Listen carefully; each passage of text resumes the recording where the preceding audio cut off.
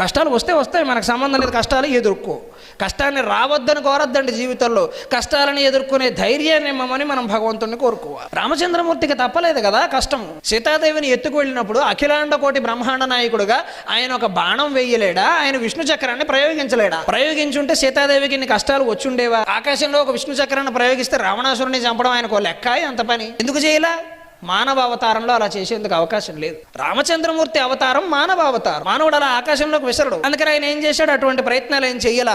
సీతాదేవిని ఎత్తుకెడుతుంటే ఏడుస్తూ కూర్చున్నాడు. ఎందుకు? మనుషులందరూ ఏడుస్తారు కష్టం. ఏడ్చి ఏడ్చి అవమానం రాటు తేలుతుంది, ఆగ్రహం పెరుగుతుంది, జనాన్ని సమీకరిస్తా. ఒక్కడి చేయలేడు కదా, ఆయన సమీకరించాడు. వానరులను సమీకరించే సమయంలో ఒక సవాలు ఎదురైంది.